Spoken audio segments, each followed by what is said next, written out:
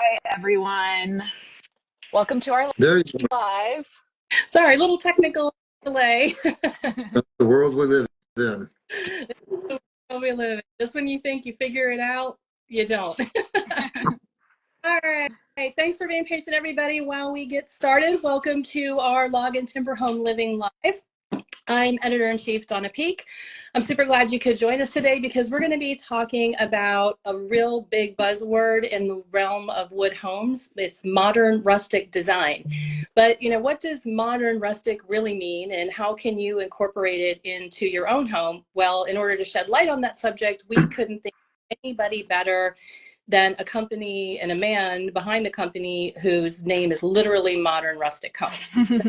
Please welcome to our Instagram Live, Mr. Michael Grant. And if you have any questions for Michael along the way, you can go ahead and type them into the comments section.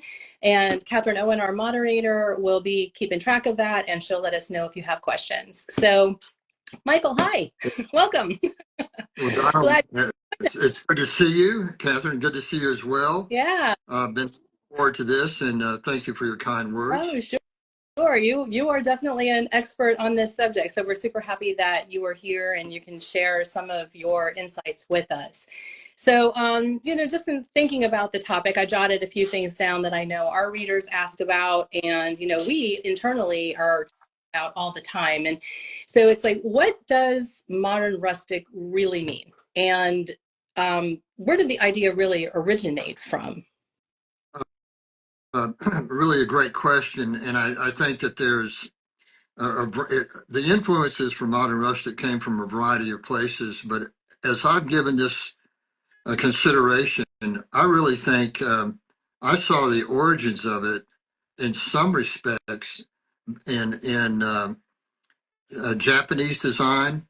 And I think about a project I was involved with to design a Mika house, which is a Japanese country house that takes advantage of the natural currents to keep the house cool in the hot weather. But Mika houses have a really interesting blend of some very precise, beautiful uh, patterns out of wood. And then also they have, and this is, I think, a wonderful quality of the Japanese is that they have an appreciation for the irregularity of things. Mm, So you would see a whole tree as a structural timber inside the house, but it wasn't necessarily straight. It may have some bow in it, or they appreciated the knot pattern and things like that. So I began to see that in their design as I studied uh, the design assignment I was given by my client. But I think that even morphed into what we saw really back in, I'm going to say the 30s, I'm talking the 1930s, when we saw arts and crafts, or what we call bungalow homes. And if you really look at those closely, you're going to see a huge mix of materials in a great respect for the actual physical properties of the materials. And what I mean by that is, what can you do to mold or shape those materials to give you the effect you're looking for? And in that regard, you would see it in how they treated trim details in the house. You saw it in their stone patterns. You saw it in the exchanges of space.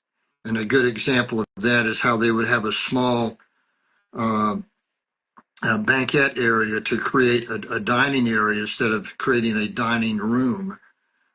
So there was a lot of influence that I saw with craftsman style houses, which of course has found its way back into our residential design culture. And it's also something that's translated very nicely with log and timber frame homes. They lend themselves towards that architecture. I mean, when you mentioned about embracing the imperfection of things, I think that's something that we see a lot. Will incorporate those character logs, where you have, a tree with a lot of, or a beam or post with a lot of the knots, very visible and very intact with all that sort of tactile, element to it. Seems like that's a pretty key component when you're incorporating the idea of modern rustic into a house, at least from what we've seen. Well, it is, and you've seen the resurgence of using reclaimed lumber, Yeah. particularly And with leave heavy timbers. in Yeah. there. Yeah. You've got all the hewing marks or the mortar pockets and those types of things that became very valuable as we to create those architectural elements inside the house. And I thought that they were just wonderful. There's obviously some history behind it. There's a lot of character marks from how they've been used in the past. So they became very sought after. And, we have a lot of our clients who do ask for reclaimed material. So that's something that we deal with on a regular basis. But just to kind of continue the description of it, I'm sorry, say again? I was just saying, and it seems like in all kinds of applications, there's the structural components, but then in a lot of the houses of yours that I've been, privy to see, you incorporate that in lots of design elements, whether it's siding on an interior drywall, instead of having the drywall, you incorporate some sort of reclaimed rustic shingles, thing like that to bring all of that, element together. Well, very recently we took a reclaimed hand hewn timber and made it into a mantle. But that beautifully hewn timber was mounted against a uh, fireplace surround that was done out of a Shoshugiban veneered fireplace. And it was that very dark, somewhat dragon scale texture to the Shoshugiban siding. But then you had this wonderful hewn aged mantle up against it, and the contrast was just really, really good looking. I mean, for people that are watching that don't know, shishugibon is an interesting Japanese technique where they actually char the wood with flames. They burn it essentially, and it creates this really beautiful black patina that, like you said, has a little bit of that alligator kind of texture to it, and it kind of creates an element to the wood that you can't get with stain, no matter how hard you try. Exactly, and it's just that process just gives it wonderful character. And I think more recently, just kind of put closure to this question about the origins of it. I've seen it uh, in modern in mid-century modern homes, and I think some of the elements that you see in mid-century modern homes are really being much more sought after today. Now we've seen it in some of the roof lines on the houses where you've got that continuous roof line pitch instead of it being a symmetrical vault. You've got a more gentle sloped ceiling and which follows the roof lines of the house. And you also see it in the taller entryways, for instance, where the entryway has stone details on it. Mm. So I think what I recall about mid-century modern, and I grew up with mid-century modern, so I remember it quite well. You saw a lot of interesting use of glass, much more glass. You saw a much more open plan to the overall design layout for your rooms. You saw it in heavily textured walls, whether those were stone or wood. And you would also see it in exaggerated details like much larger, more pronounced fireplace uh, uh, hearths, where the hearth would be the length of the wall. So it began to, they put a lot more application of these more rustic materials to create that modern look. And I think it's a great, uh, if you will, a precursor to what we're doing today as we define modern rustic. Well, you had mentioned a few minutes ago about the banquette and the kitchen. Are there other floor plan elements, not just the materials used or some of the design aesthetic, but the actual layout itself that or to a modern rustic home, or can that just be applied to any kind of layout that you want? Donna, I think there is some parallel to other different architectural styles, but some of the things that my clients are asking me for is they want, and this is somewhat because of where they are building. They bought that property because it has a magnificent view, for instance. So in that case, oftentimes what I tell my client is allow nature to be your artwork. And Mm. by doing that, when you open that front door, you may be looking 30, 40, or 50 feet through the house, through a wall of glass, and you're seeing layers of mountain ranges in your view. And it's I think, a stunning way to take advantage of the lot of the property that you purchased to showcase um, the nature that goes beyond it. And of course, that works for um, lake views as well as mountain views, or even a pasture for that matter. So, Yeah. but that is something that I do like to see. Um, And that I, goes about the natural element. I mean, here you're physically bringing natural elements into the structure of the home, but then with what you just described, you're taking advantage of the natural elements outside your home as well. So you really have that fusion of bringing the inside out and the outside in. It's sort of seamless like that. really great observation, and that's very, very true. Now, one of the things I think that's also characteristic of modern rustic is that we want, and this is so true of log homes, and I will never forget when I first started really looking at log homes and thinking about what can I do with this as a build system and as a material.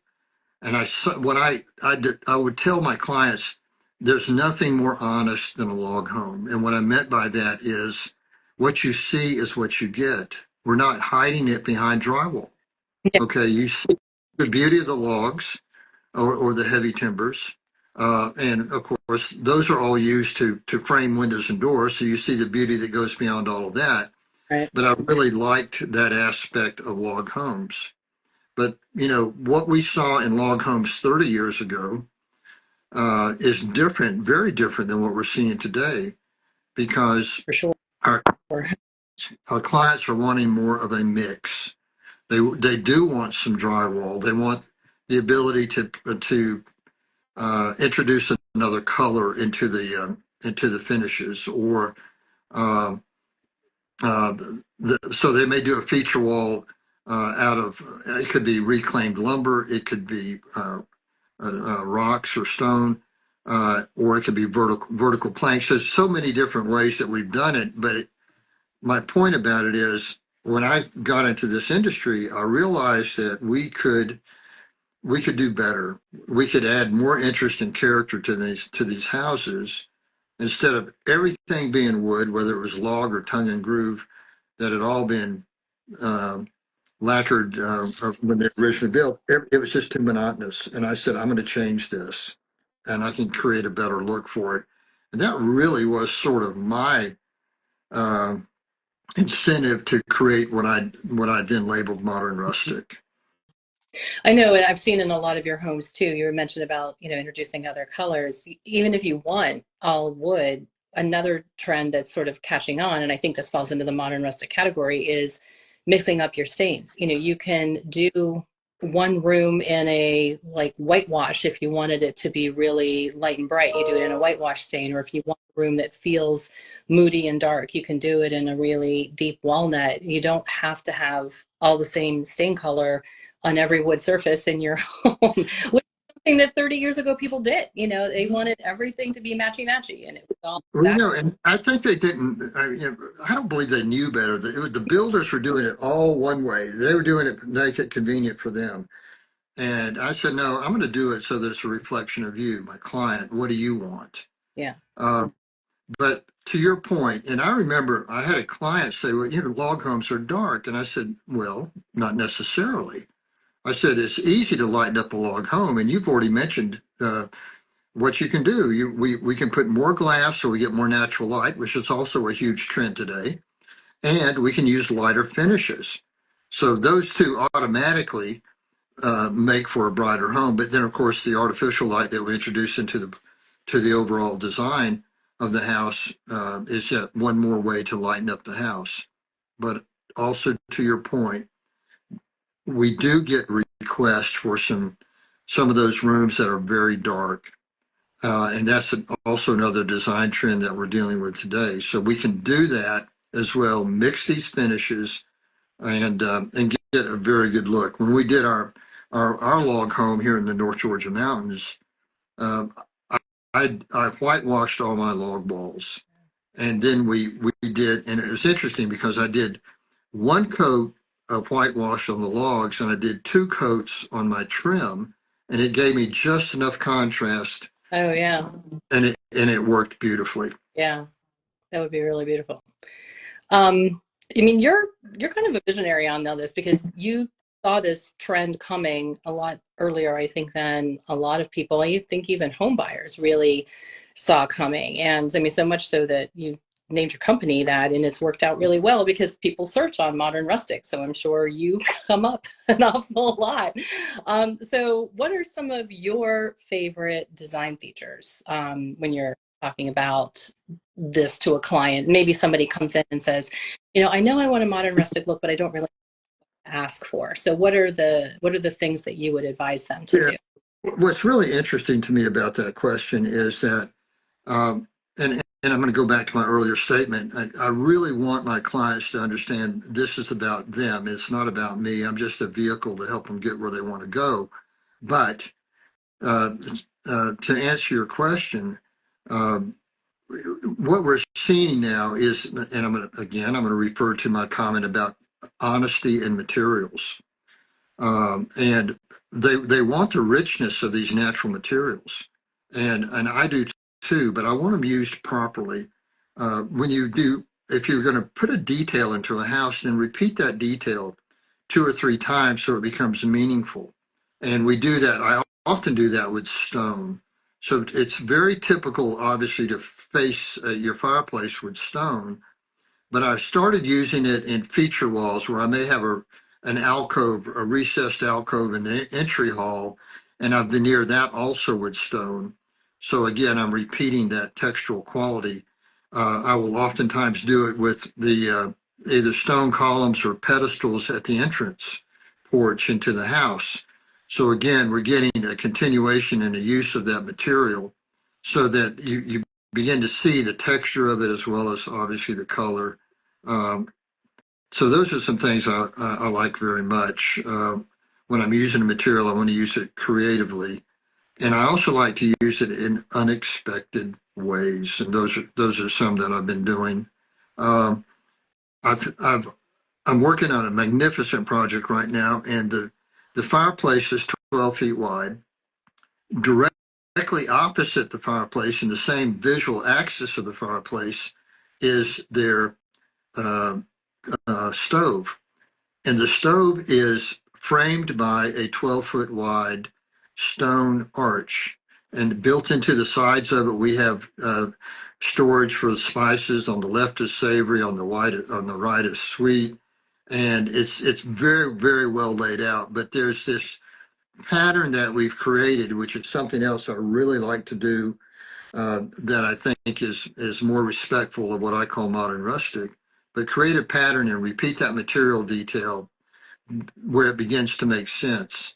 And I've often been involved with projects where we're done and we're walking the house after we've completed it, and the client or one of their friends or family will walk into it. They'll stop and they'll just take it in. They'll pan the spaces and realize that there's a lot going on, and there's a lot of character to what's going on. So those are some of the things that I look for when I'm working with these various materials. I think, Donna, and also in keeping with your question earlier, creating spaces just right, not too big, not too small. Mm. Okay. And I see a lot of, when I see something that's not appropriately scaled, it just throws me. It doesn't have to be that way. I tell everybody, let's build what you're going to use. And Right. and we all have different uh, ideas about what that space ultimately should be, but it's a process we go through together to figure these things out. Um, So I think there's some of the other trends that are really, in my opinion, impacting people's desire for modern rustic is in part due to what we're dealing with the very digital world we live in. They want the connectivity in their homes. They want quiet. So we're very careful about making sure that we have designed our house to take advantage of our spaces where we need quiet. We can have quiet. It's not unusual for us to insulate our partition walls in addition to our exterior walls to really dampen sound. We have entirely too much noise in our lives today. So these are some of the things that I'm always wanting to do for my clients. And speaking of, I'm hearing my lawn service outside my window right now. But just a kind of something else I hear people asking for. Yeah. Some of the other trends.